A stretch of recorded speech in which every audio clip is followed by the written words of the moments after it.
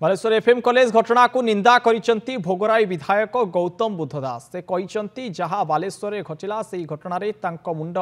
तळको करि देउची गोटी निर्दिष्ट दल को छाड़िले सारा राज्यवासी व्यथित राज्य रे तालिबानी शासन चली ई घटना नहीं से एबीवीपी उपरे बर्षिचंती सबु तदंत हेउची एहाकू चपाइबा पई बोली मध्य से कहिसेंती जेतबेले गोटे छात्री को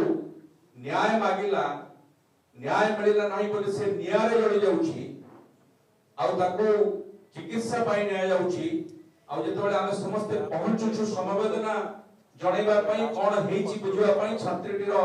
चिकित्सा केमती होबा आलोचना करबा पई सेठी हमको धमक दबा पई घटना को चपेबा पई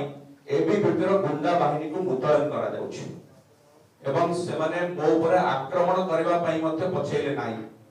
मु जेतबेले तार बापा तार जो से कांदी कांदी के मते कहउछंती बाट सारा फोन करूछंती भुवनेश्वर रे पहुंचला परे कांदी कांदी के कहउछंती मो झियो को मारी देले मो झियो को मिली मिसी मारी देले एई कथा कहला परे मु तांको सांत्वना देई के पठौछि जे आपण आग झियो को देखि के आसंतु आपण विश्वास करिवे नाही काली राती तमाम से सिटी बसिछंती काली राती सारा तांको झियो को देखि दिया जाय ना सकाळु से मते फोन करी कांदी के पुणी कहले कोन ना इन्फेक्शन हे जीवो आपण को छडा जीवो नाही तांकर बापा मां देखिबे नाही तांकर बापा मां केमती गणमाध्यम आगे बयान रखिबे नाही तार समस्त व्यवस्था ऊपर निर्देश हे जो एबीवीपी गुंडा बाहिनी ताको पालन करथला।